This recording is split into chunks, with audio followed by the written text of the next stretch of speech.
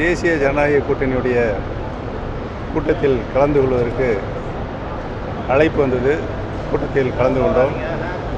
அதற்கு பின்னால் மாண்புமிகு பாரத பிரதமராக 3ஆம் முறையாக திரு நரேந்திர மோடி அவர்கள் பதவியேற்கின்ற நல்ல நிகழ்ச்சியிலும் கலந்து கொண்டு மகிழ்ச்சியோடு வந்திருக்கிறோம்.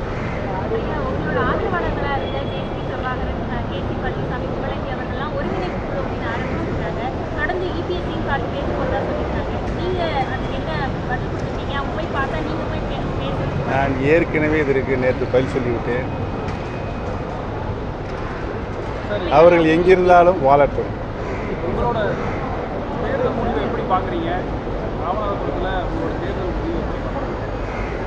அனைத்து அம்சமும் உங்களுக்கு நன்றாகவே தெரியும். ராணுவம் நாடாளுமன்ற தொகுதியில் அங்கு வாழுகின்ற மக்கள் எனக்கு அதிகமான வாக்குகளை சுயேட்சை சின்னத்தில் நின்ற என்னை கிட்டத்தட்ட 3,41,000 வாக்குகள் பெற்று எனக்கு வாக்களித்திருக்கிறார்கள். அம்மக்களுக்கு நான் நன்றி சொல்வதற்கு கடமைப்பட்டேன். தேர்தலில் வெற்றி தோல்வி என்பது சகஜமாக தமிழ்நாட்டில் நடைபெற்றுக் கொண்டிருக்கிறது. வெற்றியும் தோல்வியும் மாறி மாறி வருகின்ற சூழல் இருக்கிறது. உறுதியாக அனைத்து இந்திய அண்ணா முன்னேற்ற கழகம் மாண்புமிகு அம்மா அவர்கள் புரட்சித் தலைவர் புரட்சித் தலைவி மாண்புமிகு அம்மா அவர்கள் இந்த இயக்கத்தை தொண்டர்கள் இயக்கமாகத்தான் புரட்சித் தலைவர்கள் உருவாக்கினார்கள். பின்பு இயக்கத்தை தொண்டர்களுக்கான இயக்கமாக உருமாற்றினார்கள். மாண்புமிகு அம்மா அவர்கள் இந்த இயக்கத்தை மக்கள் இயக்கமாக மாற்றித்தான் 16 ஆண்டு காலம் தமிழகத்தில் ஆளுகின்ற உரிமையை கேள்வி கேட்டீங்க. என்னை பாருங்க போல, அப்புறம் நீங்கள் கலந்து பேசுங்க. 16 ஆண்டுகள் ஆளுகின்ற உரிமையை மக்களிடம் பெற்றிருக்கிறோம். ஒரு 30 ஆண்டு காலமாக ஆட்சி செய்த அதிமுக நடந்து முடிஞ்ச தேர்தலில் கிட்டத்தட்ட ஒரு 7 இடத்துல டெபாசிட் இழந்துட்டாங்க. 10 இடத்துல 2ஆம் நிலை 3ஆம் இடத்துக்கு தள்ளப்பட்டிருக்காங்க. சென்னையில் இன்றைக்கு அதிமுக தற்காலிக பொறுப்பை ஏற்றிருக்கிற அந்த தலைமையிடம்தான் இந்த கேள்வி நீங்கள் கேட்க வேண்டும். இப்போ குறிப்பாக முன்னாள் எம்பியான ஜெயவர்தனே டெபாசிட் இழந்திருக்காரு இங்கே டென்ஷன். அது குறித்து அவருடைய தந்தையாரிடம் நீங்கள் கேள்வி கேட்க வேண்டும். இப்போ பாஜகவோட ஓட்டு வங்கி விகிதம் தமிழ்நாட்டில் அதிகரிச்சதாக பாஜக தொடர்ந்து சொல்லிட்டு வராங்க.